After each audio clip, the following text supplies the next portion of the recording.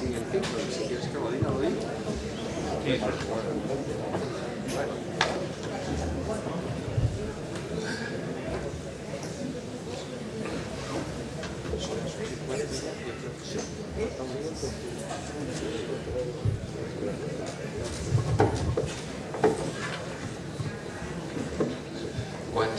Buenas tardes.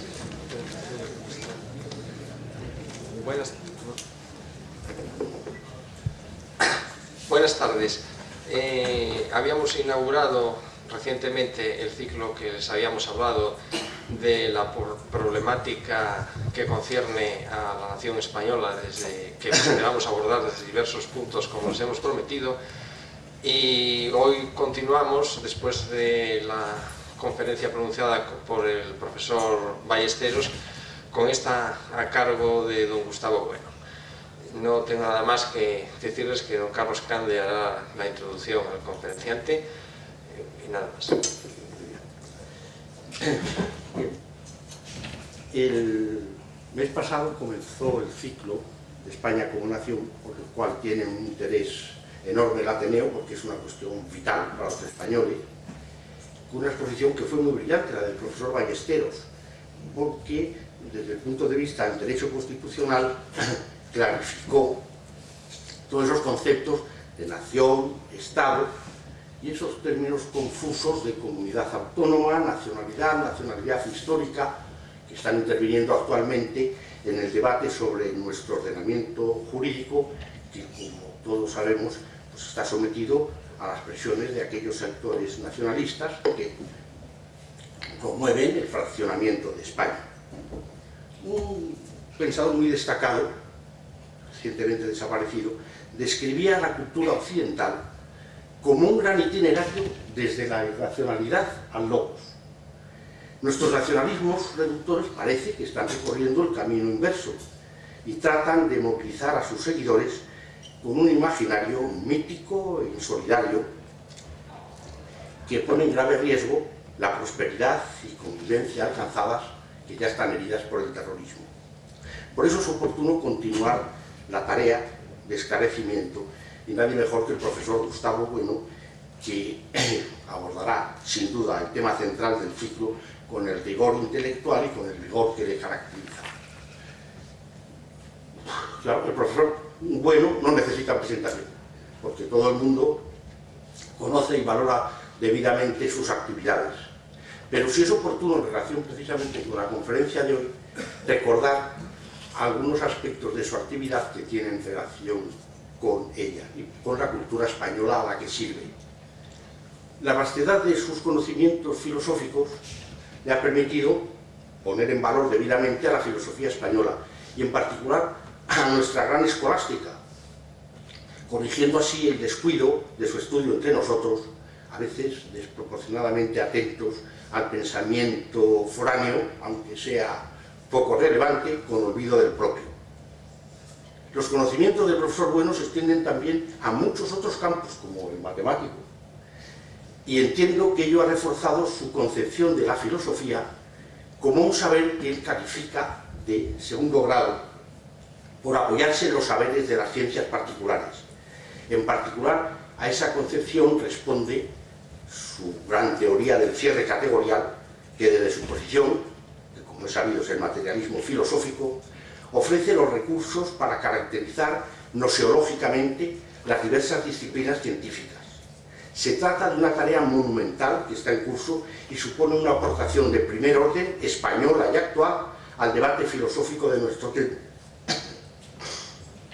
Pero su actividad no se ha circunscrito al mundo académico, sino que se ha extendido al análisis de las múltiples cuestiones que afectan al hombre de hoy: las creencias, la vida política y social, el sentido de la cultura, el mundo de las comunicaciones, hasta la búsqueda de la felicidad, que es el más reciente ensayo.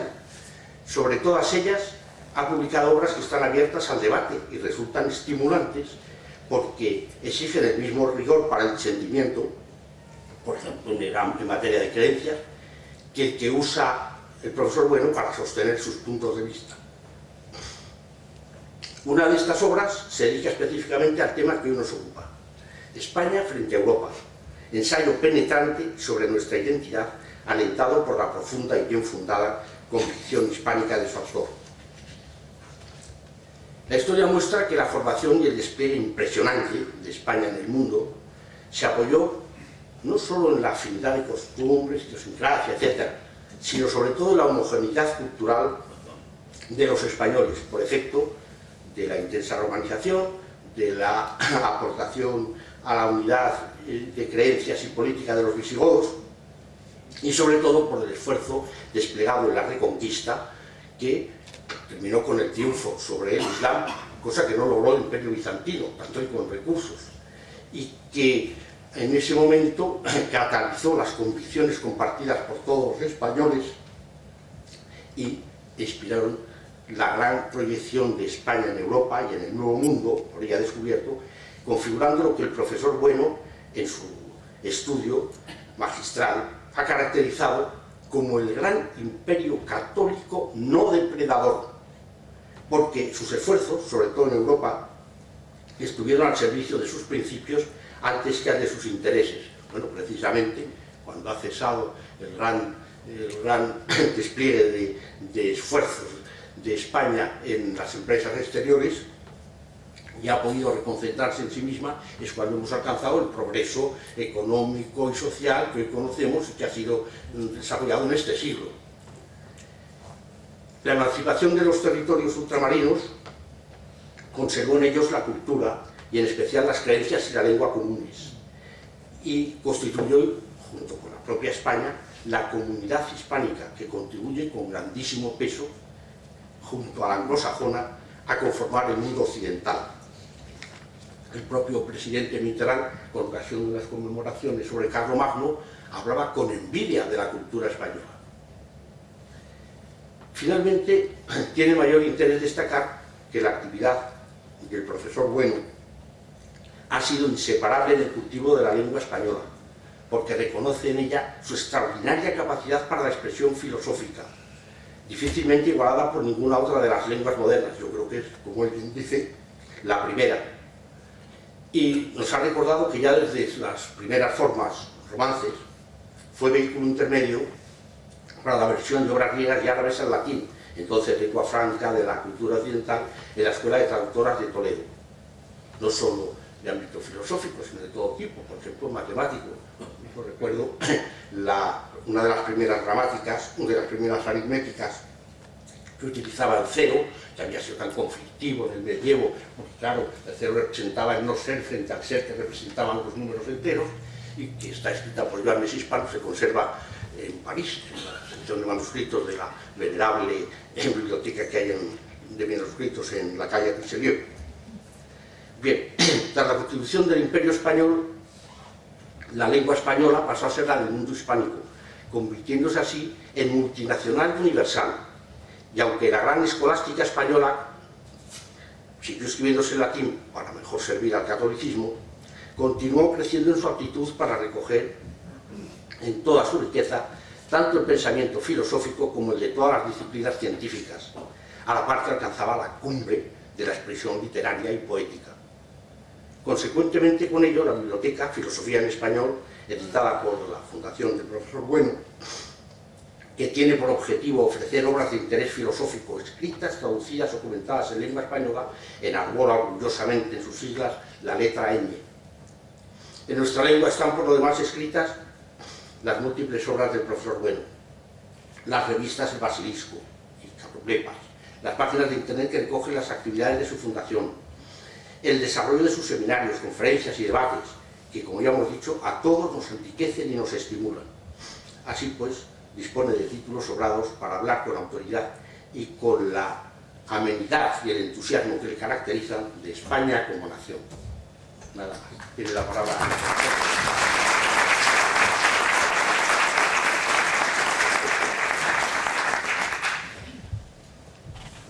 Buenas tardes. Ante todo, muchas gracias a Carlos Conde, viejo amigo y gran matemático, por la presentación que me ha hecho, ¿verdad? Y aquí quisiera yo ser lo que aparezco ante sus ojos.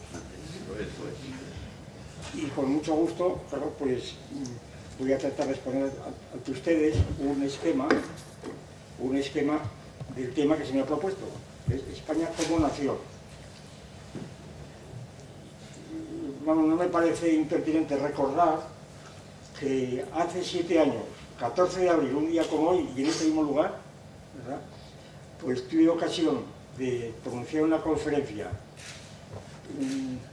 con ocasión precisamente de la presentación de la fundación nuestra y del 10º aniversario de la sociedad, de la fundación de la Sociedad de Hispanismo Filosófico, y esta conferencia, que fue presentada precisamente por el señor Vaquero, luego está publicada en un artículo del Basilisco, que al año siguiente se convirtió en un libro que ha citado Carlos Conde con el título de España frente a Europa. Y entonces, precisamente recordando, algunos de ustedes recordarán aquellos 7 años ya, ¿verdad? Pero claro, en estos 7 años han pasado muchas cosas. Y entonces resulta que en principio la invitación a dar esta conferencia, que yo pensaba haberla convertido pues, en una reexposición más o menos esquemática de aquellos días del libro, al confrontar la fecha actual, el 14 de abril, precisamente, y la gran campaña que se está haciendo en estos días en nombre de la Tercera República Española, de la Tercera República, pues es lo que casi me ha obligado, ¿verdad?, a tratar el tema desde esta perspectiva, sin salirme en absoluto del tema, ¿eh? Es decir, que estén los organizadores satisfechos, que no voy a salir solamente del tema, simplemente que el enfoque que le voy a dar va a tener que ver, naturalmente, con el 14 de abril, es decir, con la Segunda República y con la Tercera República. ¿Y cómo? ¿Y por qué? ¿Por qué? Voy a hacer una presentación, un planteamiento del asunto. La presentación es la siguiente, bueno, el planteamiento es el siguiente. En la Constitución española, que vigente, la Constitución del 68, pues se define a la nación española, artículo 2, como fundamento de la indisoluble unidad de la nación española, patria común e indivisible de todos los españoles.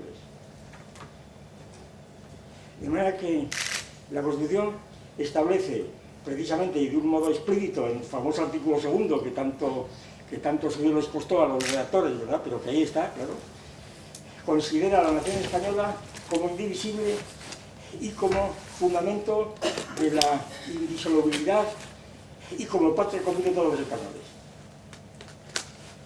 Ahora bien, desde las coordenadas que voy a utilizar, esta es la paradoja, la gran paradoja que yo creo que se ofrece, desde las coordenadas que yo voy a presentar, naturalmente, hay una contradicción, o una paradoja, a saber, que la tesis que yo voy a presentar ante ustedes, y la que está en estos libros escritos, es que la nación, el concepto de nación política, es un concepto republicano, esencialmente republicano. Claro, la contradicción puede aparecer inmediatamente. Entonces, ¿cómo es que se hace depender de la nación como patria de todos los españoles la indisolubilidad, indivisibilidad, cuando la nación es republicana y cuando la Constitución, en su título 2, establece que España es un reino, que es una monarquía? ¿No hay una contradicción aquí, por lo menos percibida desde nuestras coordenadas? Naturalmente se podría resolver esta paradoja, esta contradicción de un modo pues, muy sencillo, diciendo, bueno, es que hay dos clases de monarquías, la monarquía absoluta y la monarquía constitucional. La monarquía constitucional, resumida en aquella famosísima frase de Thiers, ¿verdad?, el rey reina pero no gobierna. La monarquía constitucional es prácticamente una república coronada. O como decía esta mañana el presidente Zapatero, con la superficialidad que le caracteriza, a mi juicio, decía, le preguntaban en un telediario, lo he visto, ¿y qué ocurre con la República, la Tercera República? ¿Qué se le ocurre decir? Bueno, es que nuestro rey es republicano. Bien, nuestro rey es republicano. Y entonces, claro, ante semejante cuestión, se deduce inmediatamente, se puede inferir, que entonces la diferencia entre república y monarquía, en este caso, en la Constitución en relación con la nación se reduce simplemente a un cambio en la titularidad de la jefatura del Estado, porque todo sigue igual, ¿verdad? Y entonces ya está la cuestión. La cuestión es que no se trata de que todo siga igual y cambiamos la monarquía por la república en la jefatura del Estado. Se trata de que la Constitución habla de la unidad de España y la nación. Y entonces la unidad de la nación ya tiene mucho que ver con la cuestión de la monarquía y la república. Si no la jefatura del Estado, sino la unidad de la nación. ¿Por qué? Pues por muchos motivos.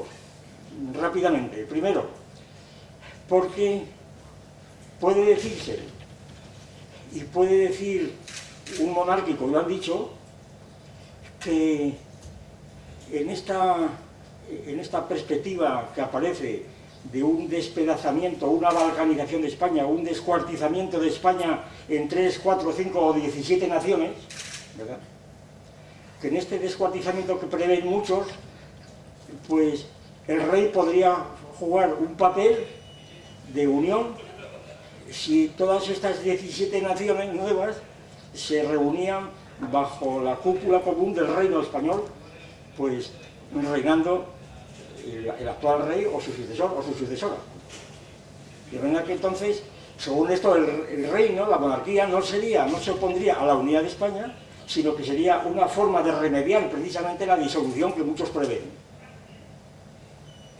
Y se diría, y así como, pues que soy en la Edad Media, en el siglo XI, Sancho III, el de Nájera, digo, el emperador, o bien Alfonso VII, el de León, el emperador también, pues ofrecieron una unidad, Sancho III de toda España prácticamente, y Alfonso VII hasta cierto punto también, sin necesidad de que España entonces fuese una nación, porque entonces no lo era, como veremos. Sin embargo, la unidad de España estaba más o menos fundada precisamente bajo la fórmula de un imperio, cualquiera que sea el alcance que tuviera. Pues esta misma situación podría repetirse ahora diciendo, bueno, España, supongamos que las negociaciones de unos y otros, sobre todo en función del mercado común, ¿verdad? España se disuelve en 17 naciones, o si ustedes quieren, en 5 o 6, entonces el rey de España podría ejercer la función de emperador que ejercía Sancho III, ¿verdad? O Alfonso VII, dentro de España. O la función que después ejerció pues Carlos V, Felipe II, ya en el mundo. Lo cual estaría, por otra parte, de acuerdo, en sintonía, pues con un proceso que yo he seguido hace muchos años, no ya en política, sino en antropología, pero muy ligado con esto, realmente ligado con esto, a saber, que la antropología cultural, científica, que se instituyó pues, al final del siglo pasado, la obra de Tylor, ¿verdad? La sociedad primitiva de Tylor, etc., hasta 1870, 71, que los antropólogos, que eran esencialmente pues, investigadores dedicados a estudiar culturas extrañas, culturas del mundo, el antropólogo era, la figura antropóloga era alguien que está en países lejanos y extraños, pues haciéndonos ver cómo funcionan las sociedades de aquellos, cuando aquello, sobre todo cuando España tenía un imperio donde podían ir a investigar, aquello acabó y los antropólogos volvieron a España a estudiar los propios fundamentos antropológicos de las autonomías. De manera que hoy día gran parte de los antropólogos españoles se dedican a estudiar las bases antropológicas de su propia autonomía y sencillamente a demostrar, por ejemplo, que la base de Asturias eran los celtas, que la base de los catalanes eran los layetanos, o los fenicios, y así sucesivamente, ¿verdad? Y la base de los vascos, eso ya se pierde a la noche de los tiempos. Eso ya es imposible, eso ya en la Atapuerca, ¿verdad? De manera que la cosa ya está bien clara. Pues esta evolución de los antropólogos, ¿verdad?, hacia España, viendo que en España la pluralidad era suficiente para justificar sus trabajos, sus tesis doctorales, claro, fundamentalmente sus tesis doctorales. Pues esto mismo yo creo que es un modo, una especie de previsión, o se podría hacer una previsión de lo que a lo mejor está pasando ahora. Bien, entonces la monarquía, según esto, podría ser según algunos, un remedio, diríamos, un remedio para la unidad de España. Pero, ¿y no lo sería mejor la República? Sobre todo la Tercera República. Si la Tercera República se basa también en la nación, pues a mi juicio no. Y yo por eso estoy en contra, yo particularmente estoy en contra totalmente de la Tercera República tal como se está proponiendo ahora. Esto que quede bien claro, por mi parte. Yo no intento ocultar mis opiniones, se podrán discutir, pero no quiero ocultarlas. Porque esta república de que se habla es la llamada República Federal, la República Federal. Y la República Federal, si eso tiene algún sentido, que no tiene ninguno, porque el concepto de Estado federal es como un círculo cuadrado, es decir, si es una confederación de naciones, una confederación simétrica o asimétrica, como quieran decirlo, ¿verdad? Si esta confederación es una confederación, entonces la República no garantiza en absoluto la unidad de España, no la garantiza en absoluto, la garantiza todavía casi más la monarquía tal como la tenemos que la República Federal. De manera que esa República que ahora se pide, la Tercera República, que piden mucho, pero que la piden no como un mero cambio de titularidad en la cabecera del Estado, sino como República Federal, y muchas veces asimétrica. Entonces esta República Federal sí que es, me parece, el paso inmediato para la balcanización definitiva y la reabsorción de las diferentes naciones en la Europa de los pueblos. Sencillamente, la desaparición prácticamente de España en una Europa de los pueblos, donde, como decía el otro día, un líder del partido, una mujer del Partido Comunista, del Partido Socialista, no, perdón, de Euskadi y Esquerra, vasca, decía, y que la Icurriña onde con la misma gallardía y vigor que brilla la bandera francesa y la bandera alemana y demás, ¿verdad? Es decir, no la bandera española. Es decir, el secesionismo es tan vivo, porque el secesionismo, como luego veremos, a mi juicio, no busca tanto, ni tiene como motor principalmente la independencia, ¿verdad?, y la formación de una nueva nación, sino la separación, la escisión, la secesión de España. Es decir, al nacionalismo, al llamado nacionalismo, yo creo que le mueve muchas cosas, pero psicológicamente le mueve principalmente el odio antes que el interés por su propio Estado. Es el odio realmente de España, el odio desde siempre, pero a fondo, desde Sabino Arana hasta todos los demás. Es el odio que lo hemos pulsado, y yo lo he pulsado muchas veces y tengo muchas cosas que decir y muchas ganas de contar. Que a mí que no me vengan con cuentos. Es un odio que tiene unas raíces, pues, tampoco demasiado difíciles de encontrar. Pero en fin, es esto. Entonces resulta que, tal como estoy planteando la cuestión, lo que a mí me parece que es obligado tratar en el tema España como nación es España en su unidad, es decir, la unidad de España como nación. Es decir, ¿qué tiene que ver la nación que la Constitución actual considera el fundamento de la unidad de España? ¿Qué tiene que ver con España como unidad, con la unidad de España y la nación? Este es el punto. Yo creo que no me salgo del tema, ¿no? Es decir, la unidad de España, España en su unidad como nación. Y claro, el tratamiento de esta cuestión, pues, tiene que ser, y lo digo yo por si hay aquí algún experto, antropólogo, jurista, etcétera, o sociólogo, tiene que ser necesariamente filosófico, señores míos. Atiendan los juristas, si hay alguno. ¿Por qué? Porque estamos utilizando ideas que son claramente de la tradición filosófica. La idea de unidad, la idea de identidad, la idea de cultura, la idea de Estado, la idea de nación, son ideas de la tradición filosófica desde Platón y Aristóteles, ¿verdad?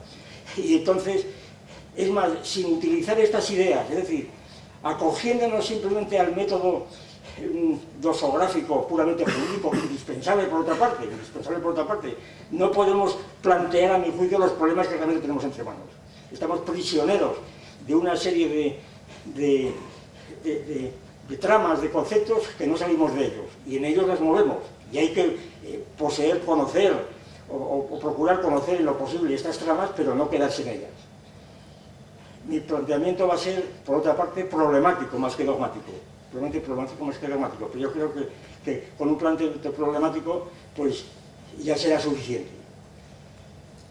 Y claro, lo que tengo que decir, pues yo creo que casi obligadamente se reparte en tres secciones. Primero, tenemos que tratar, aunque sea muy brevemente, de la unidad y de la identidad. Unidad e identidad. Primera parte. Segunda parte, de la nación. Y tercera parte, de las relaciones entre la nación y la unidad. O sea que es un planteamiento puramente elemental. Y luego al final haremos algunas consideraciones. Pues entonces, comienzo por el principio. La unidad y la identidad. Claro, la unidad y la identidad son conceptos, ya hemos dicho, de la tradición filosófica. Y que están constantemente, curiosamente, han salido de las aulas escolásticas, es decir, son conceptos escolásticos, pero como no puede haber otros, Es más, a los que ya somos viejos, a mí lo que más me ha extrañado siempre, desde hace 10 años, es ver cómo el concepto de identidad, que era un concepto, ya digo, pues propio de los libros más polvorientos de los escolásticos, cómo se generalizaba y se veían las pancartas. Es decir, queremos la identidad, yo lucho por mi identidad, es mi identidad, identitario. La bibliografía ha sido tan enorme, tan extensa, que a partir de los años 70 yo tengo recogidos en no sé qué libros, pues algo así como 200 libros sobre la identidad. En carácter político, la identidad, pues que sería la identidad de Tegucigalpa, la identidad de Chechenia, la identidad... Pues, me acuerdo de aquellos años que estaba yo por América y cada conferencia venían allí dos licenciados a dar un trabajito sobre la identidad de su región. Y era una cosa sorprendente, ¿verdad? La palabra identidad les fascinaba, les dejaba completamente fascinados. Claro, la identidad, yo después de mucho analizar lo que decían aquellos señores y leerlo, creí darme cuenta que a ellos les interesaba la identidad precisamente para diferenciarse de otros. Es decir, si yo no soy del otro, es decir, si yo soy de Tegucigalpa, ¿verdad?, pues no soy de Guatemala. Mucho cuidado, La identidad era sobre todo la diferencia del otro. Ahora, ¿cuál fue la identidad? Eran tales, prácticamente todas, eran tales vaciedades, ¿verdad? Tales vaciedades las que decían lo que era la identidad, el hombre, no sé qué, que las diferencias se borraban, pero había la voluntad de la identidad. Y la identidad de uno mismo, ¿verdad? Y definir mi identidad, claro.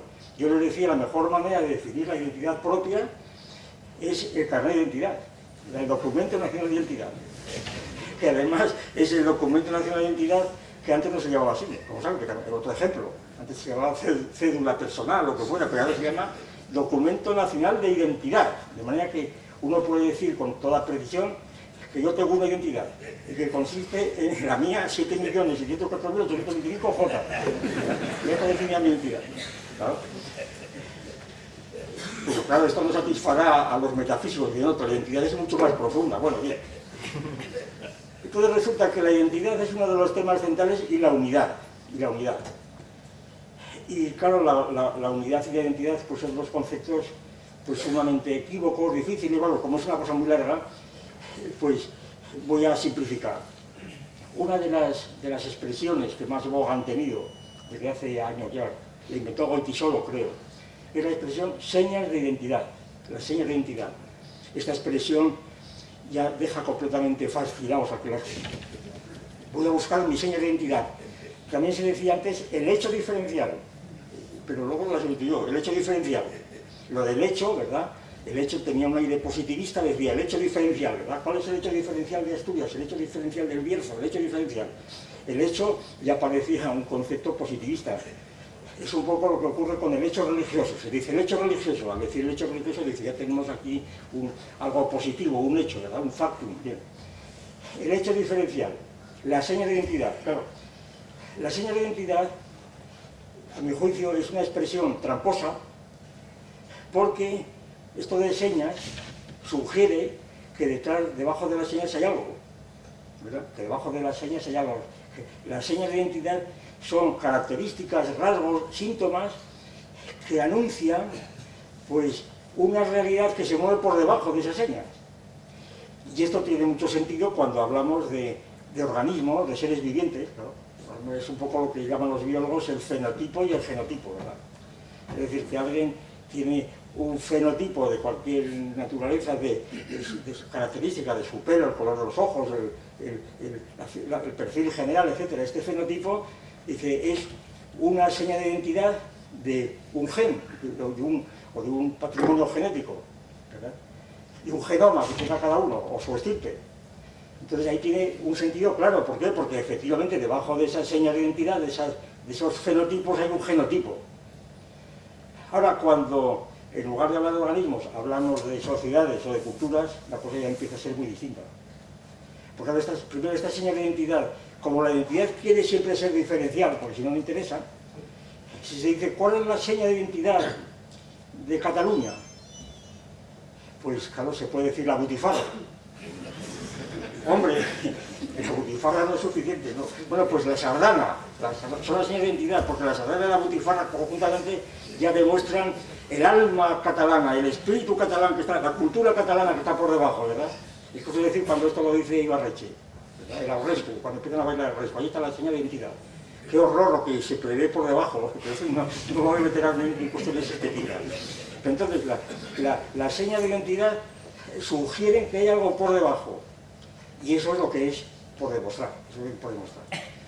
Porque esa identidad que está por debajo, pues, consiste en esas señas que además están compuestas en cada grupo social por una especie de acumulación difusionista de diferentes rasgos culturales que vienen de unas culturas a otras, es decir, que no salen de un genoma, como decía en el organismo, sino que son acumulación, casi como un mosaico, y de esto hay tal cantidad de datos en la antropología cultural que casi no merece la pena ni poner ningún ejemplo porque están en la mente de todos ustedes. Y cuando estas señas de identidad, además, que pueden ser distintivas o constitutivas, cosa que se olvida totalmente, pues muchas veces van trazando un perfil de seña de identidad de un grupo social, de una cultura, de una autonomía, con rasgos que les parecen pues muy significativos cuando son puramente negativos, ¿no? Puramente negativos. El hecho de que los vascos tengan una determinada formación en el cráneo, pues puede ser un hecho distintivo, pero constitutivamente es una desgracia para ellos, ¿no? Tal desgracia que si se les pone el oído en la cabeza se les oye como qué ruido hacen al pensar, ¿verdad? Y digo esto porque mi abuela era vasca, no tengo ningún complejo en ese sentido, ¿no? Entonces resulta que esas señas distintivas y constitutivas, las señas distintivas muchas veces, pues este señor es tartamudo, al compañero de la escuela, este es tartamudo, bien, lo distingue, pero claro, lo distingue por un rasgo que es negativo, porque además de tartamudo puede ser otras muchas cosas, ¿verdad? Y entonces las señas distintivas y las constitutivas es una distinción fundamental que sin embargo no se utiliza. Bien, para abreviar, la distinción más importante que voy a utilizar es la distinción entre unidad e identidad. La unidad y la identidad son conceptos de la teoría de las partes y los todos, tampoco entro aquí en el asunto. Simplemente voy a poner un ejemplo que ya he puesto muchas veces y con esto ya es suficiente para seguir adelante. La unidad puede mantenerse invariante aunque cambien las identidades. Esa es la idea central, de aplicación inmediata a nuestro caso. Un ejemplo, si yo cojo dos largueros metálicos y los uno por unos travesaños solidarios, como se dice ahora, que son solidarios, ¿verdad? Que están soldados, están solidarios, ¿verdad? A los travesaños, entonces esta estructura tiene una unidad, claro, las partes están solidarias, están unidas. Ahora bien, ¿cuál es la identidad de este artefacto? Pues si lo vemos en un museo, pues no sabemos, en un museo diremos, no sabemos qué es este artefacto, ¿verdad? Es una estructura, así que es una estructura, muy bien, estructuras, así dicen muchos creadores. Ahora, este artefacto resulta que según sus proporciones, si lo pongo en vertical al lado de una pared, en la punta de la pared, es una escalera, tiene la identidad de la escalera, una escalera de mano, una escalera positiva que se llama, como el órgano positivo. Pero si lo pongo en horizontal ante un portón, pues es una verja. Entonces, la misma estructura cambia de identidad de escalera o de verja. Entonces resulta que, claro, que la identidad puede a su vez modificar la unidad de las partes. Según cómo utilice aquello, la identidad que puedo destruir la solidaridad de las partes. Pues esto, en nuestro caso ya lo veremos, tiene una aplicación inmediata. Porque si hablamos de la identidad y de la unidad de España, claro, la unidad de España, ¿en qué consiste? Es decir, ¿podemos hablar de la unidad de España cambiando la identidad? Pues sí, hay muchísimos ejemplos, muchísimas situaciones. Por ejemplo, pues si consideramos la España antes de la venida de Escipión, es decir, las tribus que aquí habitaban en la península, y que constituían un conglomerado más o menos compacto, ¿verdad? Pues estas tribus tenían una cierta unidad, por lo menos antropológica, estaban dentro de una península relativamente cerrada, etc. Muy débil, porque no sé cómo pasaba en América después, en el siglo XVI, no se conocían unos a otros, pero en fin, indirectamente había más contacto muchas veces por el Mediterráneo, Cádiz, etc., con el Mediterráneo oriental que con sus vecinos del norte, por ejemplo. Pero de todas formas podemos conceder una cierta unidad compacta entre ellas. Ahora bien, la identidad, la primera identidad importante, se la da a España el Imperio Romano. Es decir, este conjunto de tribus del Imperio Romano le da una identidad que es, para decirlo en una palabra, que es la identidad, por ejemplo, en la época de Diocleciano, la identidad de una diócesis del Imperio Romano de la época de Diocleciano. España es una identidad, y luego con sus divisiones, la ulterior y la citerior, la bética, la sarponense, etc. Pero son ya parte de una identidad global que es la que figuraba en España y la que dio nombre a España, Hispania, la Hispania, cualquiera que fuera el nombre el origen de esta palabra tan discutida. Entonces, el concepto de esa península con una identidad llamada Hispania, por los de fuera además, por los de fuera, no por los de dentro, que no podían darla, es un ejemplo típico de cómo la unidad se mantiene cambiando la identidad. Vamos a ver la inversa.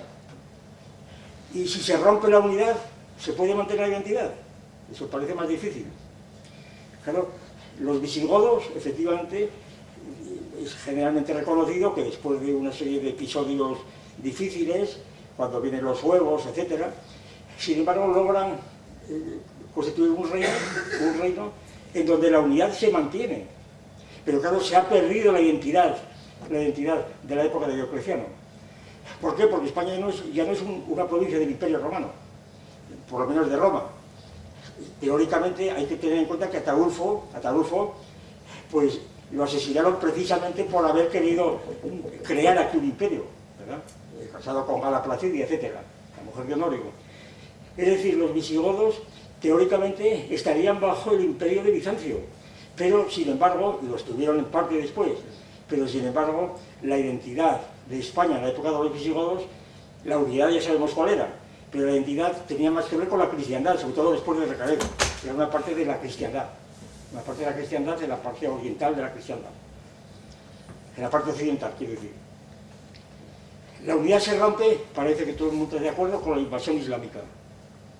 La invasión islámica rompe en varios pedazos la unidad de los visigodos, se rompe, se fractura, Al-Ándalus famoso, ¿verdad?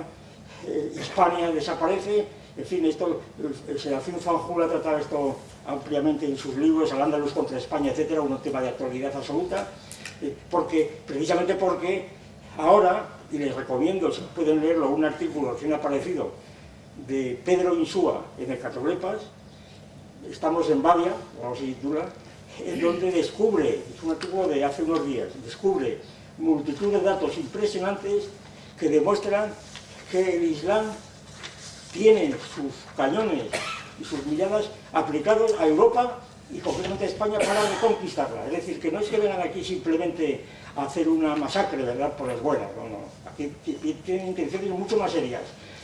Es decir, que el Islam no es simplemente algo que viene pasado, ha revivido gracias al petróleo que han tenido, ¿verdad? Y ahí están, agazapados también. España estaba fracturada por el Islam, efectivamente. ¿Se mantuvo su identidad? No voy a entrar en este asunto, porque es muy delicado, es muy complicado, pero lo que sí me atrevería a decir es que la identidad, o una identidad que se creó, que se fue creando precisamente a partir de los reyes asturianos, esta identidad se mantuvo mucho más y por encima de esa fractura de la unidad, precisamente lo que llamamos reconquista. Si hubo un ortograma, como decimos nosotros, hubo un ortograma constante, permanente, desde la fundación del Reino de Asturias, sobre todo con Alfonso II en Oviedo, hubo un ortograma constante que se continuó cuando la monarquía de Oviedo se fue, que no era un reino minúsculo, como se dice muchas veces, un reino minúsculo, como por ejemplo en la Expo de Sevilla del año 92, se presentaba siempre a Asturias, haciendo a Asturias como un reino minúsculo, casi como una cosa mítica que estaba allí. No, no, nada de minúsculo. Ya quisieran muchos estados actuales europeos tener la magnitud que alcanzó el reino de Alfonso II y Alfonso III, ¿verdad? Era toda Galicia, todo el norte, el Duero, Alfonso III llegó a Algeciras, es decir, en absoluto era minúsculo. Era un reino ya imperialista desde el principio. Y entonces ese ortograma que se dio constantemente, pues que se renueva enteramente pues de la época, lo que antes citaba, Sancho III, Alfonso VII, Alfonso VIII, no digamos Alfonso X el Sabio, y así sucesivamente, y después este ortograma fue continuo, y ese ortograma tenía que ver mucho con esa identidad que se buscaba y que se estaba haciendo. Bien.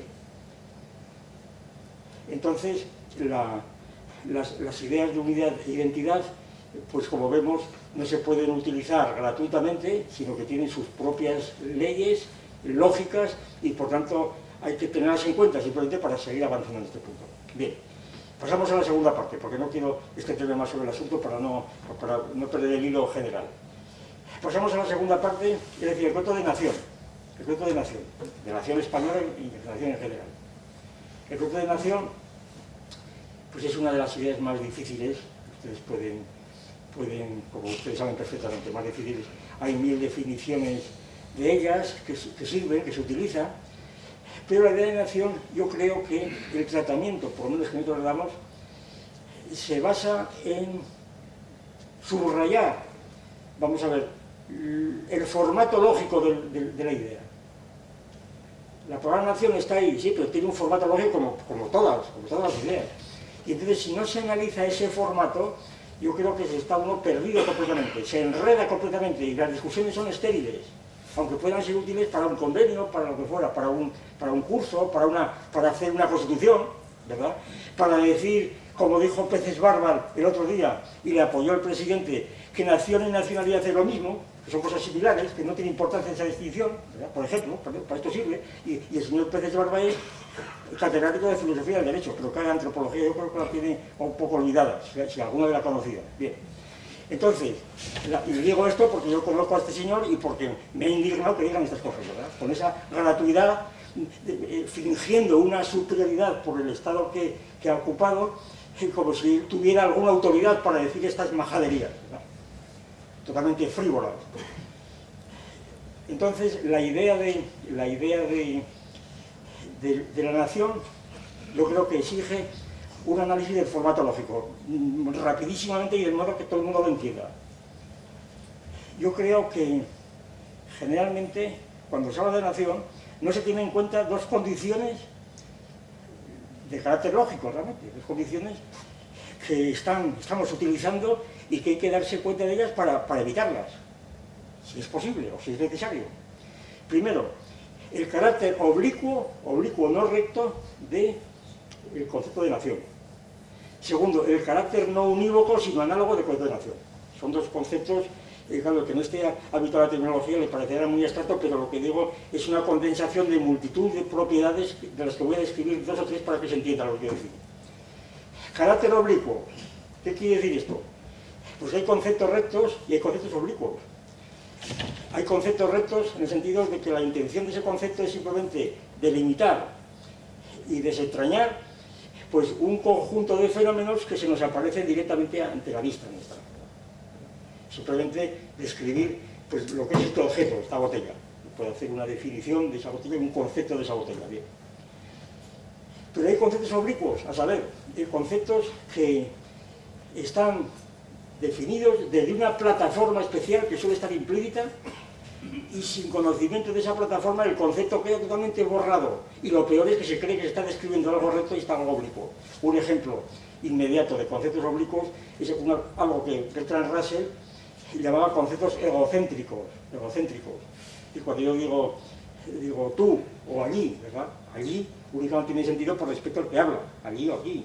Entonces, el allí, claro, yo estoy designando algo concreto, pero estoy designando de una plataforma que es la posición del que habla. Eso es lo que quiero decir, nada más. Y lo mismo si digo tú. Tú es una persona concreta, de carne y hueso ahí, pero el tú está en función de la plataforma del que habla. Y multitud de ejemplos que se pueden poner. viga, otro ejemplo que he puesto muchas veces. Si nosotros, una viga, lo que llamamos una viga, la vemos en un aserradero y decimos pues un rectángulo de madera escuadrada o de hierro, ¿verdad? Esto es una viga, claro. Pues eso no es una viga, claro. Porque el concepto de viga supone una plataforma que es la plataforma de un edificio, una edificación, en donde la viga trabaja como tal.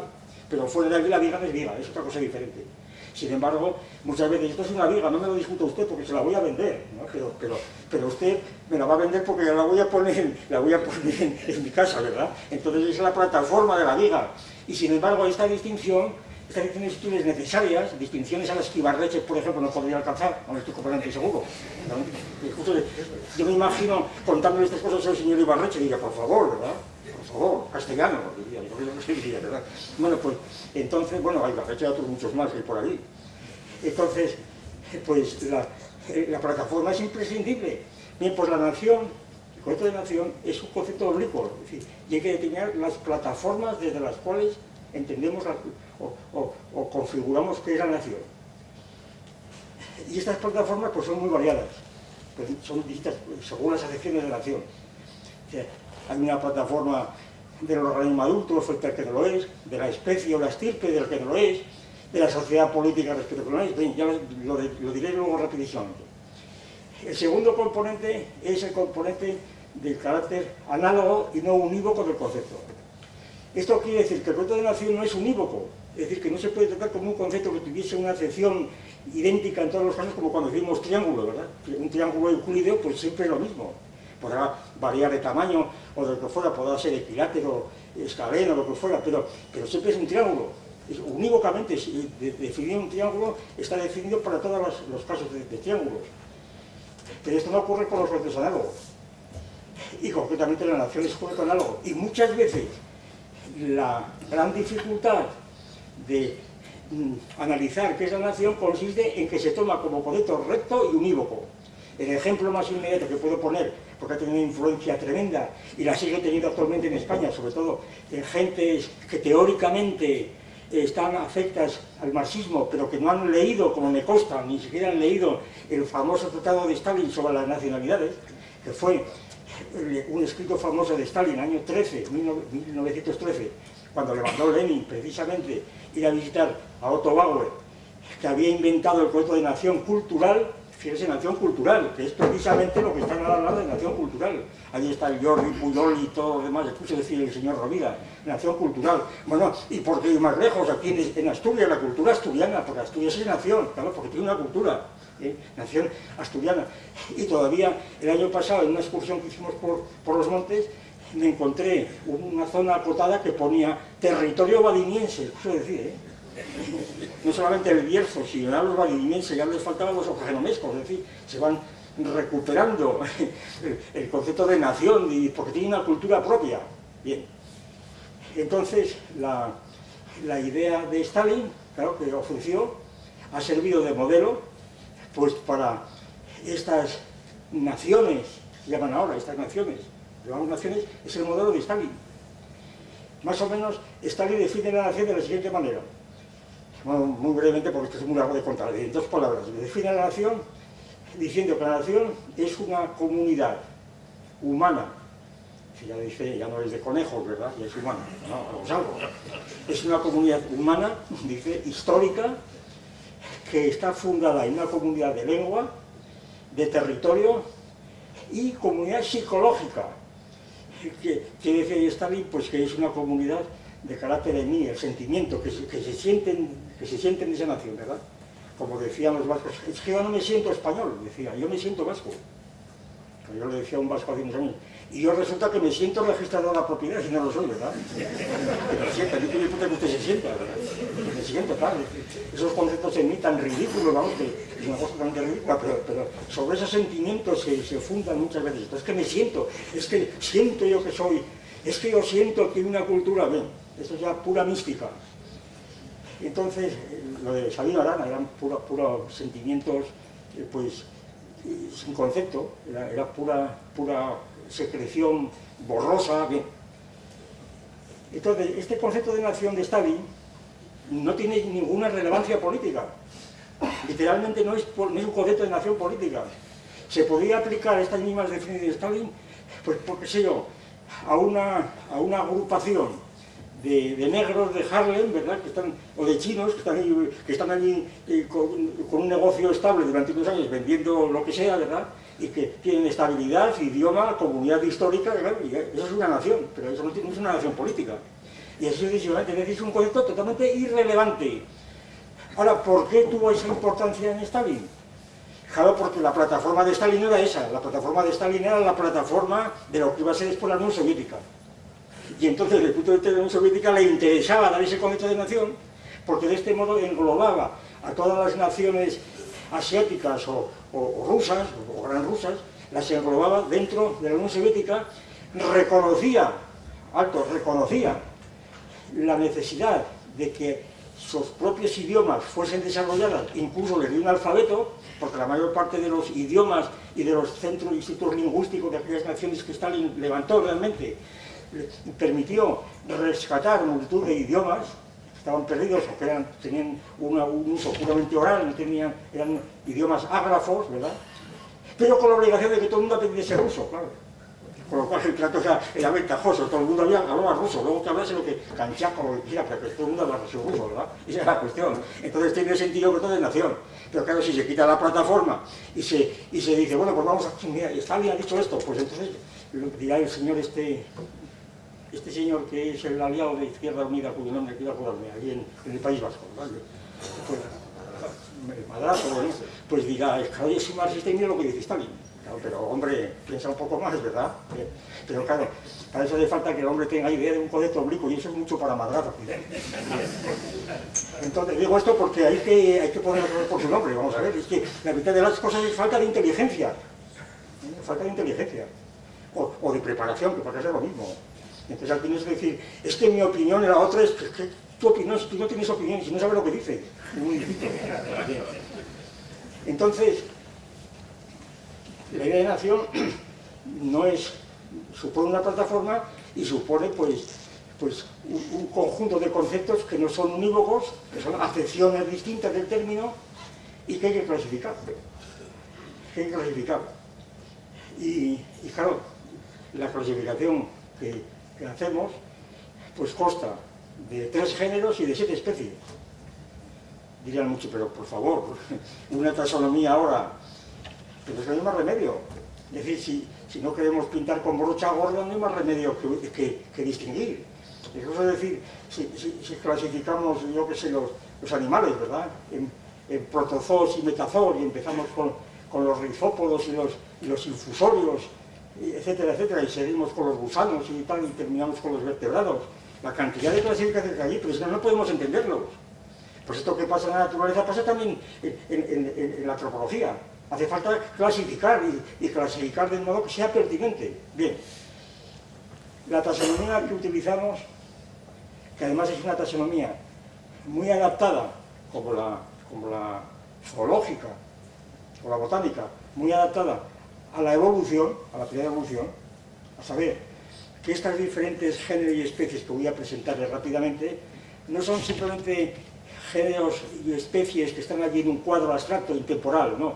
Son también géneros y especies que responden a realidades efectivas, antropológicas o biológicas, que van sucediéndose unas a otras y que se suceden no de un modo excluyente de las demás, sino que las anteriores se involucran, de cierto modo, en las que les siguen. Y por eso se forma un tejido y un sistema que cuando se ve en su conjunto, pues empiezas a ver lo que es la nación de un modo distinto de cuando no lo sabes, efectivamente cuando no lo sabes. Y entonces, ante este método, en donde ya no utilizamos los métodos de taxonomías porfirianas que decimos, que son las de Stalin en este caso, sino taxonomías plotinianas, es decir, en donde los géneros y especies van saliendo unos de otros, ¿verdad?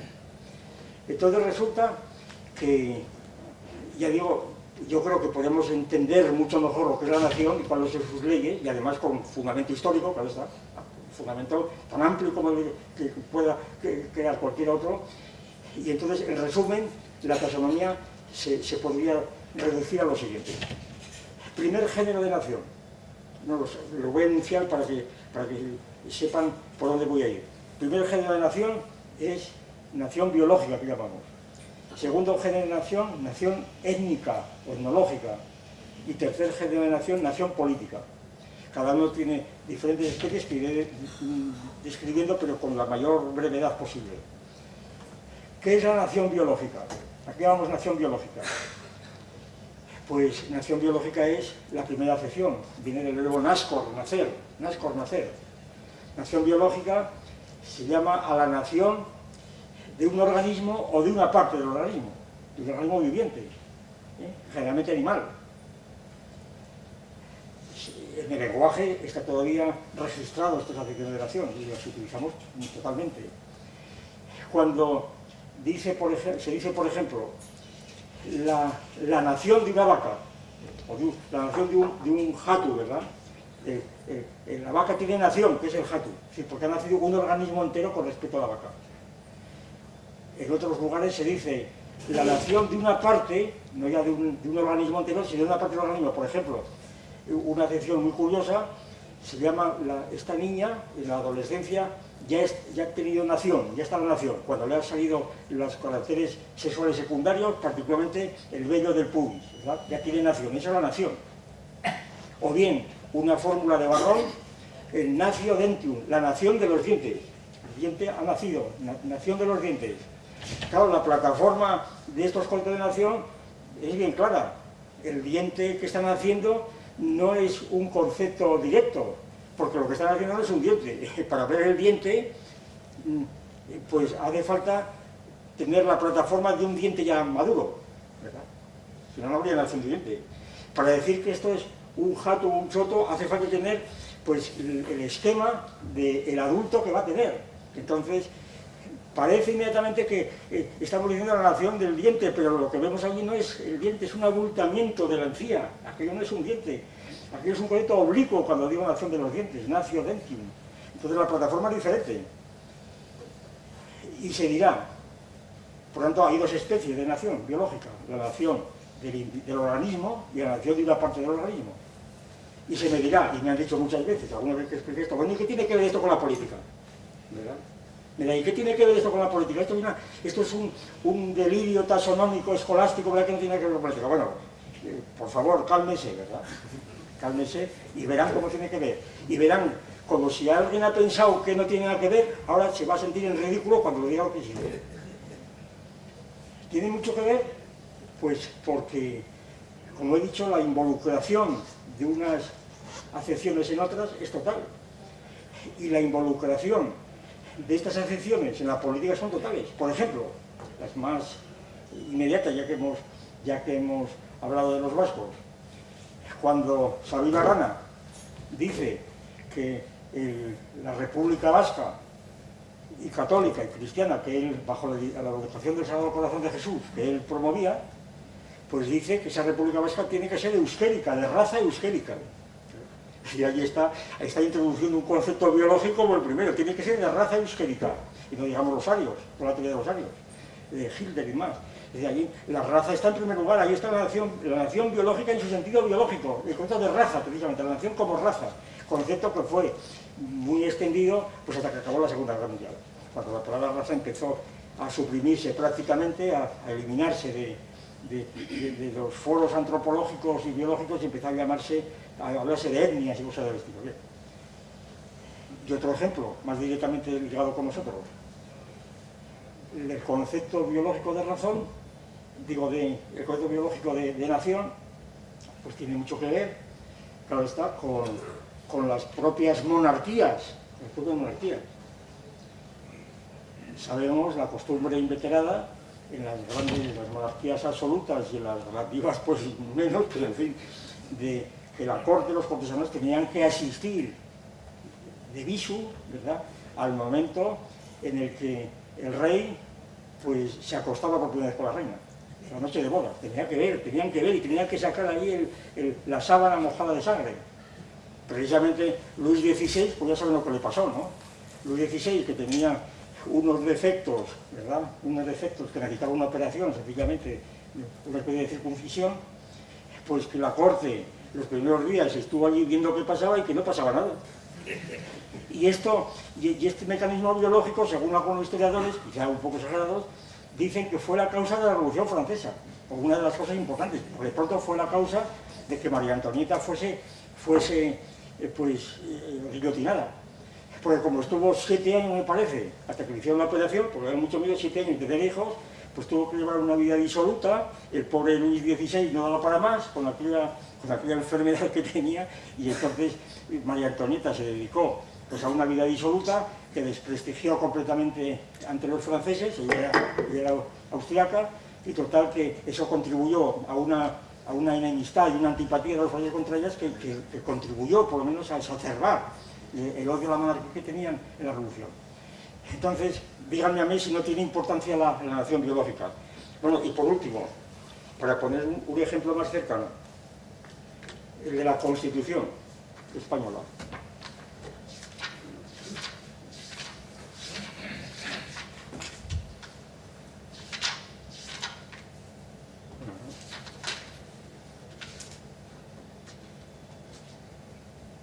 Perdón. Los segundos. Ahora mismo lo encuentro, ¿eh?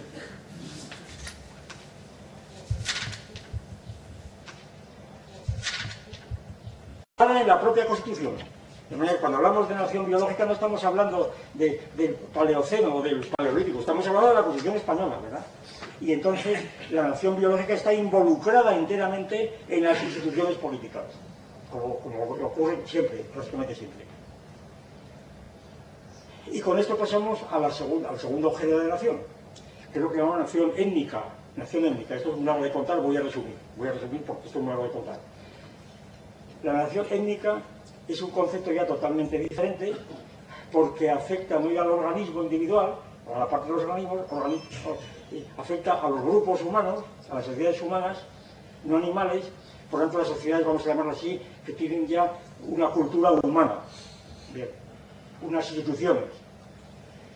Estos conceptos de nación, estas naciones, lo que llamamos naciones, pues por ejemplo, cuando César en la Guerra de las Galias describe los etnos y los helvecios, pues son naciones, están allí, ¿verdad? Naciones.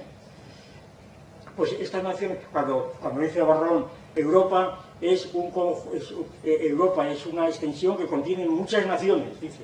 Naciones están descritas en el sentido, pues eso, étnico, simplemente. Ahora bien, el concepto de nación étnico, pues es un concepto oblicuo, y esto es esencial. Oblicuo, ¿cuál es ahí la oblicuidad? ¿Cuál es la plataforma? La plataforma es una sociedad política, a saber, por tanto de un rango superior, una sociedad política que puede ser un Estado o un imperio. Y concretamente en la tradición nuestra es el imperio romano. Entonces, pero también puede ser el Estado. Entonces, una nación, y si uno no se da cuenta de que esta plataforma es la que está configurando el concepto de nación, entonces ni siquiera puede traducir los clásicos, es decir, ni siquiera los entiende, así como suena, o confunde, como hace un gran hombre que no quiero citarle, porque yo le he reprochado esto, traduciendo un texto de Quintiliano, confunde el patriotismo con el nacionalismo a base de un texto de Quintiliano, sencillamente porque no entiende el formato lógico de eso. Se lo han traducido mal, no creo que sepa latín, pero se lo han traducido mal. El profesor de latín que sabía no estaba al tanto del asunto. Entonces, la idea de nación étnica tiene la plataforma política, y entonces, según la distancia de esos grupos llamados naciones, y que tienen también un fundamento biológico, claro, con respecto a la plataforma, así podemos distinguir 3 especies, son muy sencillas de definir. A saber, primera especie de nación, cuando estos grupos contemplados desde la plataforma de la sociedad política se consideran marginales o no integrados en la sociedad política, se consideran como en los bordes del imperio, ¿verdad? En los bordes del imperio. Entonces, este es uno de los conceptos de nación más interesantes que hay. Hay una documentación abundantísima, en España, frente a Europa, ya he recogido muchos textos latinos, clásicos, en donde la nación, y concretamente para abreviar, citaré pues un texto de Arnovio. Arnovio fue un escritor de la época de Diocleciano, precisamente, y Arnovio escribió un libro que se titula Adversus Naciones, contra las naciones, que después fue traducido por San Jerónimo con el título de Adversus Gentes, las gentes, las gentes, que a su vez nos recuerda la famosa obra de Santo Tomás, la suma contra gentes, contra las naciones. ¿Y qué son las naciones? Pues son aquellos grupos que están sin integrarse en el imperio, que están en los bordes y que concretamente son paganos. ¿Por qué son paganos? Porque no se han enterado que ya el cristianismo se ha apoderado de las ciudades, de Roma, de Alejandría, de Nicomedia, etc. Es decir, que los cristianos, que la corte ya es cristiana, sobre todo después de convertirse el cristianismo, y por tanto que ser pagano, ya San Jerónimo, etc., que ser pagano es ser algo así como paleto, como bárbaro, porque no está en la ciudad, y ahora se lleva a ser cristiano. Entonces, una nación, el ir contra los bárbaros, contra las gentes, es ir contra los que no están todavía civilizados, cívitas de ciudad, los que no están civilizados. Los gentiles de Santo Tomás son los árabes, son los moros, los musulmanes, ¿verdad? Estos están sin civilizar, ahora resulta que están más civilizados que nosotros, dicen ellos, por decir, porque la cultura árabe es cosa de decir lo que hubo en España. En España es gracias a los árabes, ¿verdad? Gracias a los árabes sabemos regar y sabemos contar. ¿Bien? Entonces, la idea de las naciones, en ese sentido, son estas. Las naciones son grupos, ya digo, que están en la periferia del imperio, que no se integran, que hostigan al imperio de vez en cuando. El imperio los tolera, por aquello de Aquila non capit muscas, el Aquila no caza moscas, les deja que les hostiguen, y cuando se ponen un poco serios, pues viene aquí y los aplastan, ¿verdad? Pues como las naciones de los cántabros, cuando vino el que le gustó y los aplastó, ¿verdad? Con todo lo que quiera, y los aplastó enseguida, como aplastaron a las tribus baceas y demás. Eran gentes, eran tribus, pues se llama tribus o gentes. La segunda especie de naciones étnicas son las naciones que ya están integradas en el imperio o en el Estado. Están integradas, no como marginales, sino que están integradas. Los ejemplos más claros son de este tipo. Son integradas, pero están integradas como naciones, como tales naciones, pero sin sentido político, sin ningún sentido político. Son simplemente pues comunidades o grupos que tienen interés porque colaboran con el Estado, con la sociedad política. Dos ejemplos. En la Edad Media, los mercaderes que iban a París o a Medina del Campo a negociar, pues se distribuían por naciones. Entonces estaba la nación tal, la nación cual, que vendía tal cosa, que tenía las denominaciones de origen, cosas de denominaciones de origen, eran las naciones. Traían pues unas mercancías u otras según donde procediera. En la universidad,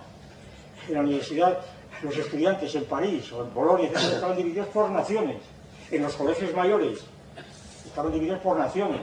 Yo estuve en un colegio mayor de Salamanca que llamaba San Bartolomé, y ahí había del siglo XVI y XVII, donde había pues estudiantes de la nación asturiana, de la nación burgalesa, pero no es que no tuviera un sentido la nación, es que un sentido político, era simplemente gente que venía de ahí, era la denominación de origen.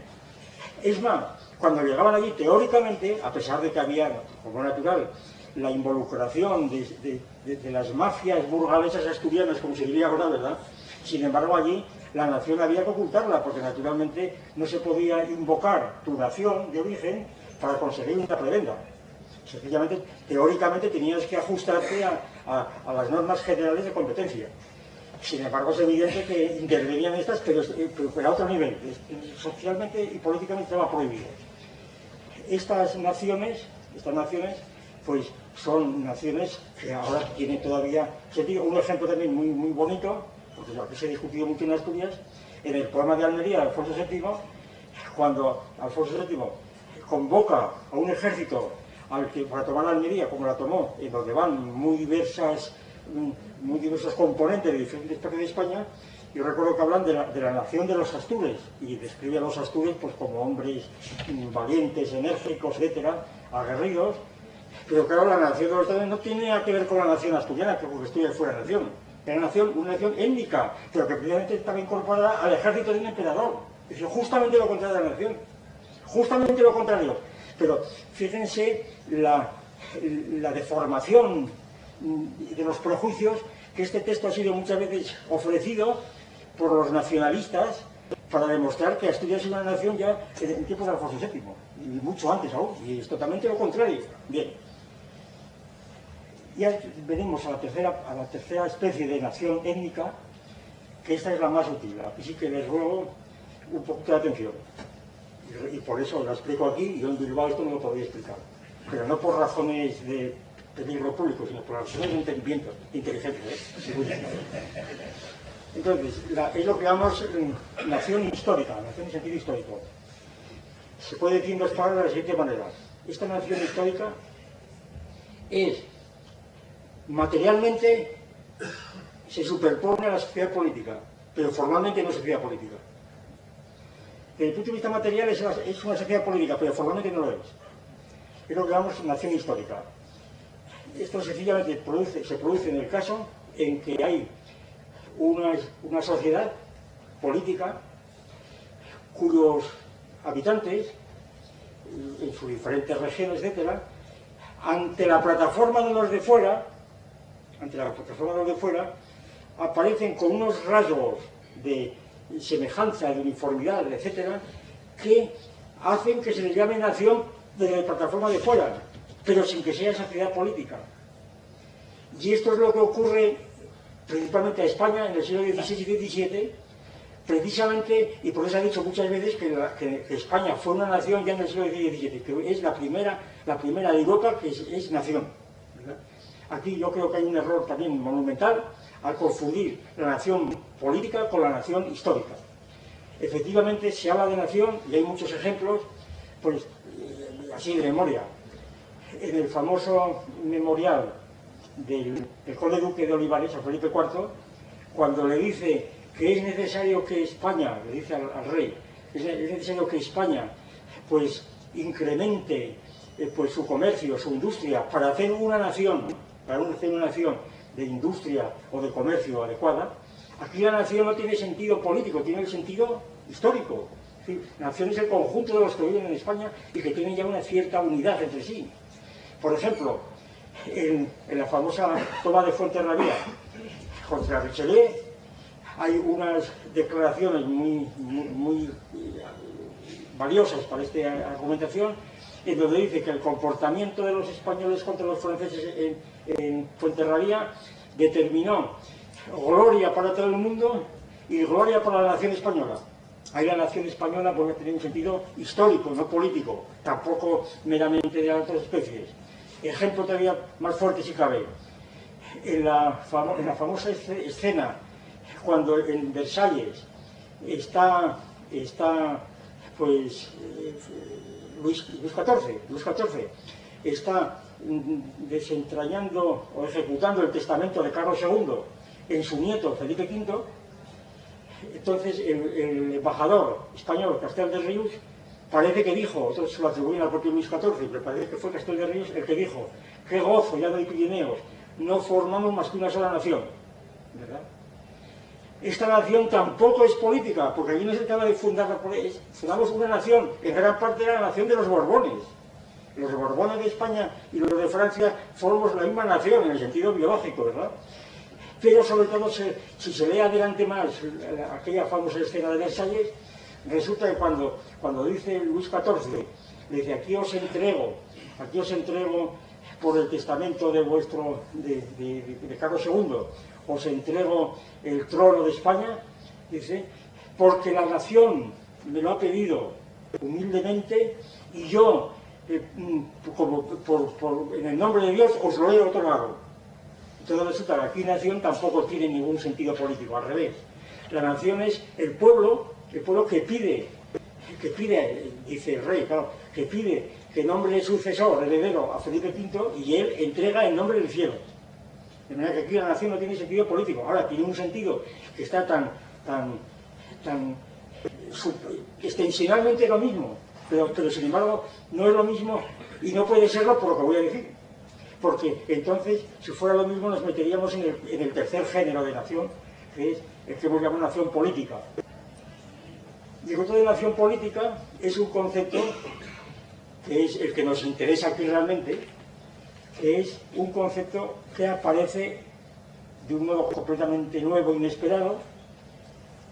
Es un concepto que aparece en el siglo XVIII, precisamente en la Revolución Francesa. El concepto es un concepto que supone un cambio revolucionario del antiguo régimen al nuevo régimen. Es el concepto donde el antiguo régimen empieza a transformarse en el nuevo régimen, Y el punto de la transformación es precisamente el punto de nación, pero de nación política. Esto es un hecho tan importante en la transformación, que es como querer pasar de los invertebrados a los vertebrados sin pasar por el Anfiosum lanceolata, por ejemplo, ¿verdad? Es que no se entiende la transformación. No es una cuestión escolástica de nombres o jurídica, no, es que ocurre así precisamente. Y ocurre, por esto es un algo de contar y simplemente lo anuncio, ocurre precisamente porque en esta revolución la soberanía que en el antiguo régimen, como todo el mundo conviene más o menos, residía en una casta especial de nobles y el brazo eclesiástico y el brazo noble, ¿verdad? Y presididos por el rey, con la autoridad que viene de Dios. Entonces, por las razones que son muy conocidas y que aquí no es cosa de repetirlas, se produce una sustitución en la Asamblea Francesa, en virtud de la cual el tercer Estado, o la nueva clase de la burguesía, como se dice tantas veces, la revolución burguesa de que se habla, sustituye a las antiguas clases hegemónicas, y para poder optar al poder y sustituir al rey, tienen que inventar un concepto nuevo, un concepto político nuevo, un concepto que no existía antes, y recurren al concepto de nación. La escena que muchas veces yo la pongo, porque es la más intuitiva para decir en dos palabras de qué se trata, es el día 20 de septiembre del año 1792, precisamente, en la batalla de Valmy, al mismo tiempo que en la Asamblea Francesa se estaba proclamando precisamente la República Francesa.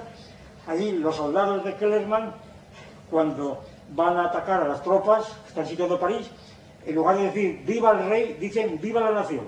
Es decir, la nación sustituye al rey. La nación nace republicana. Ahí viene la tesis. La nación nace republicana.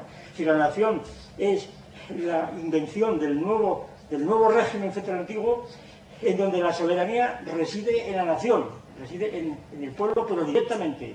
Y entonces esta soberanía es la que cambia completamente las relaciones de poder, y en donde la nueva nación es una nación pues que es totalmente distinta.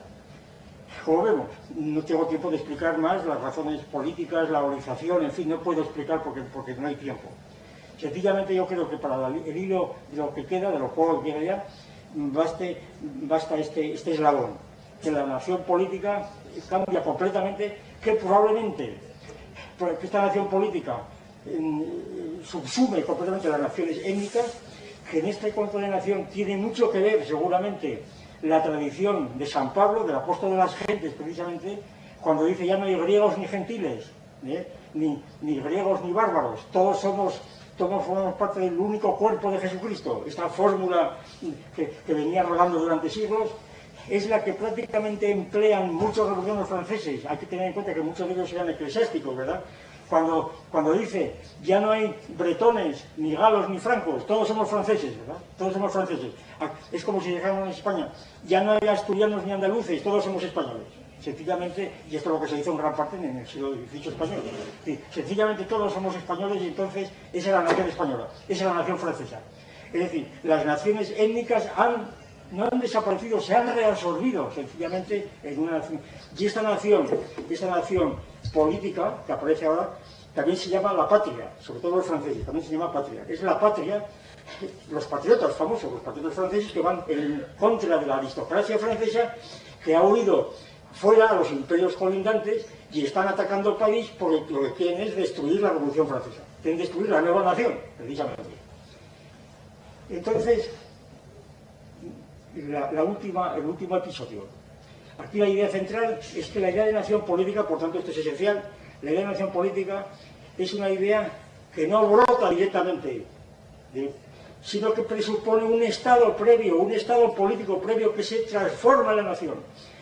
Este es el quid pro quo más importante, que debido sobre todo al idealismo alemán, Fichte inventó, entre otras muchas cosas, lo que llamó el estado de cultura, ¿no? que está hoy día de actualidad máxima, que eso decía Fichte, ¿verdad? Fichte dijo que el Estado no tenía que ser ni Estado gendarme, ni Estado benefactor, ni Estado de lo que fuera, ¿verdad? Sino que se tiene que tener Estado de cultura. ¿Por qué? Porque cuando el pueblo tiene una cultura, entonces necesita un Estado para que custodie, vigile y desarrolle esa cultura. Si la cultura es el fundamento del Estado. ¿Qué es la cultura? Pues la cultura es una idea mítica inventada por los alemanes, pero que ha tenido un éxito como lo sigue teniendo, ¿verdad? En donde, es cosa de decir qué pasaría si Fichte no hubiera escrito esto, las docenas de ministras de cultura que hay y de concejalas de cultura por todo el país perdido, pero ¿qué harían las pobres, verdad? Las ministras de cultura, pero ¿qué saben esta señora lo que es la ministra de...? Digo, porque son esas señoras siempre, no sé por qué. Toda esta cantidad de gente que están dedicadas a organizar la cultura, que precisamente es el argumento fuerte que hacen las autonomías, porque yo recuerdo hace años que el señor Pujol, uno de sus enemigos era el Ministerio de Cultura de Madrid, porque decía, no, hay que destruir el Ministerio de Cultura, porque la cultura española no existe, hay que distribuirla. El Museo del Prado decía es el Museo de Chamberí o de Vallecas, ¿verdad? Hay que poner la cultura catalana, la cultura asturiana, entonces en cada sitio es su Ministerio de Cultura, si no, ¿qué pasa, hombre? Es decir, cada nación tiene su cultura, y si cada nación tiene su cultura propia, entonces tiene que tener su Estado. Esto es lo que hizo Bismarck con su famoso Kulturkampf, la lucha por la cultura, en 1871, cuando puso la cultura como fundamento del nuevo Estado prusiano, la cultura prusiana, la cultura alemana, no la cultura bien. Entonces esta idea de cultura fue prosperando y todavía sigue viva y coleando, y cada vez con más fuerza, porque la cultura empieza a adquirir ya unos caracteres místicos y sagrados, y entonces todo vale con tal de que la cultura permanezca, ¿verdad? Igual que sea la butifarra, que sea lo que sea la identidad, esto es intangible, ¿verdad? Bien, entonces la cultura hay que cuidarla, hay que mimarla, porque claro, la cultura pues no se puede, por el hecho de ser cultura es valioso, sencillamente. Es una de las aberraciones más grandes que puede haber, porque, por ejemplo, la silla eléctrica también es cultura, por ejemplo, simplemente para que medite el que no haya medido esos dos cosas. Bien. Entonces, el Estado no viene de una cultura previa, sino que la nación política es una transformación de un Estado previo. Decía Pilsudski, una frase muy expresiva y además de un hombre experimentado: dadme un Estado y os haré una nación, ¿verdad? Es lo que han pensado estos pequeños estados llamados autonomías, darme un Estado, prácticamente decir, darme un Ministerio de Cultura, darme financiación económica, etc., y os hago la nación, claro, os meto la impregnación lingüística durante varios años, os hago bailar la sardana y otra cosa, y os comer butifarra y esto, y os hago aquí una nación catalana, pero vamos, como os ha mandado. Y lo mismo pasa en Asturias y en todas las consejerías que se quieran hacer, ¿eh? En todas las consejerías. Y cuando se defiende la lengua como algo que procede de los más profundos fondos de los celtas, ¿verdad? Uno de los camelos más grandes que se han inventado en la vida, ¿verdad? Porque aquí no hubo, y donde menos celtas hubo, en Asturias, ¿verdad? Y un poco en Galicia, pero ya muy posteriores. Sin embargo, sobre esto se hace una verdadera mitología, pues como los vascos, con la suya, y los catalanes. Bien. Entonces viene la última especie de la nación política, que es la que llamamos nación fraccionaria. Ya con esto voy terminando, ¿eh? Nación fraccionaria. La nación fraccionaria es una nación que no quiere reconocerse como tal, sino que se supone que es una nación que preexistía ya eternamente, o por lo menos desde la prehistoria, que estaba aprisionada por los gobiernos centrales, la prisión de naciones, que decía Marx que Rusia era una prisión de naciones. También España es una prisión de naciones. Esto me lo ha dicho a mí en otras ocasiones, ¿verdad? Que como si yo fuera un agente del Imperio Español que está poniendo la bota a Asturias, por ejemplo, como si yo estuviera con Madrid, ¿verdad? Bien.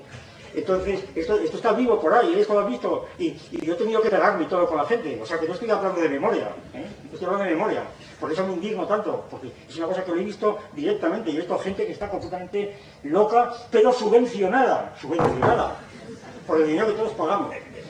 Entonces, la nación fraccionaria es una nación que no es que proceda de los celtas o de la prehistoria, procede de una nación canónica ya establecida, una nación política ya establecida, cuyas partes quieren desgajarse para producirse otra nación independiente.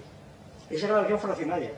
Y para eso tiene que mentir necesariamente, tiene que inventarse una historia fantástica, mítica, como hicieron los vascos, como están haciendo en Asturias, como los gallegos con Breogán, otro mito que no existió nunca, como los catalanes. La historia que se lee ahí es completamente incomprensible, ¿verdad? ¿Cómo se ha tolerado y se sigue tolerando esto en nombre de la tolerancia, ¿verdad? En un ministro de Educación, ¿por qué razón? Entonces, durante años y años estudiando esta historia ficción en las icastolas, la gente llega a creérselo, y así estamos. Es decir, que entonces esta historia ficción mítica es propia de las naciones fraccionarias cuya esencia es la secesión, exclusivamente, y la independencia. Porque, naturalmente, el contenido histórico de estas naciones es únicamente, lo he dicho muchas veces, el País Vasco. Fuera de España, pues hubiera sido, a lo sumo, algo interesante para un antropólogo, ¿verdad? Pues como cuando vas al lago Kivu, al lago Chad, a subirse por los árboles, es que no tenían más, no podían tener más. Es decir, que fuera de que si los vascos entraron en la civilización fue a través de España, y no independientemente. Entonces, decir que están aprisionados por una nación es totalmente un error de tal naturaleza, pero esto se sigue diciendo y se tolera y se siguen escribiendo libros, etc. Bien, pues termino ya con la tercera parte, ya muy rápidamente. Entonces, España como nación, ya se dan cuenta el panorama que sale aquí. España como nación, ¿qué quiere decir esto? España como nación, pues claro, evidentemente España ha sido una nación, pues para abreviar, ha sido una nación, un conjunto de naciones étnicas, pues por ejemplo durante toda la Edad Media, para abreviar. ¿Por qué? Porque la estructura de España, la unidad de España en la Edad Media es la de un conjunto de reinos, el reino de Castilla, el reino de Aragón, el reino de Navarra, etc., en donde el reino de León, el reino de Asturias, que es la fuente de los demás. Entonces, estos reinos, claro, pues aquí no hay naciones, no hay nación política, no puede haberla. Es el antiguo régimen, sencillamente, es el antiguo régimen. ¿Cuál sea la unidad de España ahí? Es un tema muy discutido, que si son los 5 reinos, en estos reinos hay que meter también a los reinos de Taifas, a los reinos de Granada, etc. ¿Cómo explicar la unidad de España que existía? No es una nación cultural, una nación histórica. Yo no tengo tiempo de desarrollar esta tesis, por otra parte está discutida, según lo cual la unidad de España en aquella época es la unidad propia de un imperio, puesto que todos los reyes, los asturianos, Alfonso II, III, y sucesivamente, el VII, VIII, Alfonso X, etc., hablaron se atribuyeron el título de emperadores, y ninguno más, ¿verdad? Ninguno más. Pero no tengo tiempo de explicar esto. Ahora, lo cierto es que en el siglo XVI, XVII y XVIII, España es una nación histórica. Es una nación histórica en el sentido que he dicho. Una nación histórica, no es una nación política, porque sigue siendo el reino de los reyes católicos y el reino de Felipe II y de Carlos V y Felipe II. Es un reino, no es una nación, pero es una nación histórica, que tiene una presencia cultural, pero no política. Desde el punto de vista político, España sigue siendo un reino o una monarquía, o la monarquía hispánica de Felipe II, pero no es una nación. La nación española empieza, como tal, propiamente en la Revolución Española, es decir, en las Cortes de Cádiz. Cuando en el año 1812, las Cortes de Cádiz, haciendo la revolución que había hecho Francia, y yendo incluso más allá, en muchos puntos, establecen estos artículos famosos. Artículo primero: la nación española está constituida por todos los hombres que habitan ambos hemisferios. La nación, los que forman las Cortes de Cádiz, no solamente los que están en la península, sino en las islas adyacentes, en América, en Filipinas, etc. La nación española está compuesta por todos los hombres que habitan en ambos hemisferios. Esta es la primera vez que aparece en España el concepto de nación política. Artículo tercero. Atención, la soberanía reside en la nación, es decir, no en la monarquía del antiguo régimen. Esta es la gran revolución que se ve en España. Y aquí es cuando empieza España a ser nación política, estrictamente tal. Y de ninguna manera es nación política ni Cataluña, ni el País Vasco, ni Asturias, ni Galicia. Absolutamente nada. Es decir, si España llegó entonces, ¿cómo iban a ser los dos nación política? No lo eran en absoluto, como ahora quieren hacernos ver. Y cuando se dice, es que es el nacionalismo español, pero sí es el primero que hubo, si no pudo haber otro. Entonces, cuando se discute nacionalismo excluyente, no excluyente, absurdo, si el nacionalismo es excluyente siempre, por definición. El nacionalismo español no puede tolerar dentro de su nación a otro nacionalismo. Y cuando uno traiciona el escrito de la Constitución, ¿qué se le hacía entonces? Se le fusila, Consejo de fusilamiento inmediato. Y únicamente así puede subsistir una nación política. Y así hicieron los franceses y los alemanes y todo lo demás. Ahora bien, con la evolución de los tiempos, claro, ya voy terminando, pues, ¿qué ocurre? Pues que ahora no solamente no se fusila a Ibarretxe, sino que se le deja hablar en las Cortes, ¿verdad? Porque claro, porque la democracia lo exige. Bueno, yo quiero decir dos palabras y ya voy a ir terminando, ¿eh? La democracia y el Estado de Derecho no garantizan que permanezca la unidad de España. Vamos a ver si lo tenemos claro. Tan demócrata es Ibarretxe, o Rovira, o Pujol, tan demócrata como los demás. ¿Por qué? Porque lo que quieren es hacer un Estado democrático. Porque la democracia por sí misma es un concepto distributivo que exige un parámetro de toda democracia, esta y la otra. Y por tanto, en democracia y en Estado de Derecho, si la Constitución dice o prohíbe, la Constitución que teóricamente ha sido aprobada por todas, cosa que no es verdad porque los vascos no estuvieron de acuerdo con ese derecho, pero en fin, suponiendo que se hayan más o menos adaptado, se reforma la Constitución y ya se acabó la Constitución. ¿Qué más da? Si la Constitución es simplemente efecto de un acuerdo, de un consenso que se hace en un momento dado, se reforma la Constitución y entonces el País Vasco puede ser una nación independiente, Cataluña y el Bierzo y lo que sea, ¿no? No hay ningún problema. Y tan demócratas como los anteriores. Entonces, ¿qué ocurre? Que España desaparece. Yo creo, para terminar, yo me atrevería a decir lo siguiente: que el hecho de que España sea nación y la única nación política que ha habido, porque las demás también no existen, están por venir. Pues es que se supone como si ya existían desde la prehistoria, y esto es un sofisma completo. Y no ha habido ninguna nación política, a pesar de que diga el Pez Esparva y demás que es igual nación que nacionalidad. Claro, aquí colocaron nacionalidad, escucha decir qué confusión tan tremenda, ¿verdad? Una cosa terrible, de falta de una estructura lógica en la cabeza. No sabía lo que venían, era pobre gente, pobres juristas, asustados, que habían leído traducciones de Ortega, a Bauer, bueno, a los padres de la patria, que yo los conozco como soy viejo, ya sé quiénes son, ¿verdad? Eso es decir, qué gente teníamos aquí. Bien. Estos hicieron lo que pudieron, bien, y ahí estamos viendo el asunto. Nacionalidades y naciones, ¿qué más da? ¿No? Decían estos señores. Entonces, la situación es que España es una nación y la única. Pero yo creo que hay que decir que España es una nación, pero es más que una nación. Por de pronto España ha existido antes de la Constitución del 78. La Constitución no se inventó. Cuando se dice, los españoles nos dimos una Constitución, no me diga usted cosas raras. Los españoles nos dimos una Constitución, pero ¿qué es esto? La causa sui, ¿verdad? Me recuerda el libro del barón de Munchausen que se sostenía por los cabellos para no caerse, ¿verdad? Entonces nos dimos una Constitución. Hombre, ¿cómo te vas a dar una Constitución? Eso no tiene sentido. Sin embargo, lo dicen, nos dimos una Constitución. Es una fórmula vacua, pero que la gente la acepta porque ¿qué más da, no? Entonces, la Constitución tiene otros procesos. Y entre otras cosas, el artículo segundo famoso tuvo por detrás unas motocicletas y unos fusiles por ahí en lontananza o en la y tampoco se puede olvidar, está muy estudiado. Es decir, que toda democracia pues no nace por la simple pacto del que hablaba Rousseau, ¿verdad? Vamos a aparcar, no, eso es un cuento completo. Y yo digo, termino ya, que España es una nación, pero que es más que una nación. Y que si llega el caso, creo yo, si llegase el caso en el que algunos miembros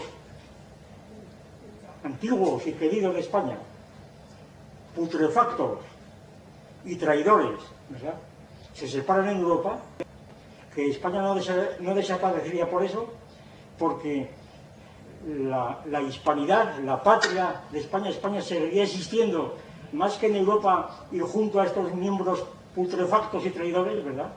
Seguiría existiendo en la hispanidad, porque la patria verdadera de España estará siempre en el lenguaje, nada más.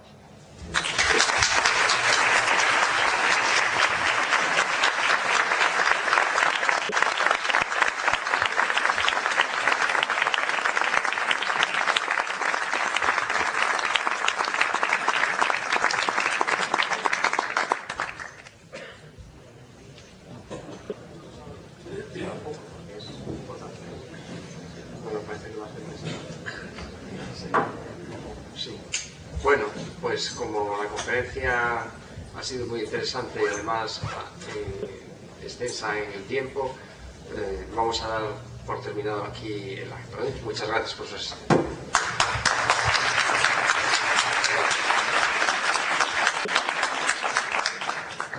Bueno, un poco precipitado. No, hombre.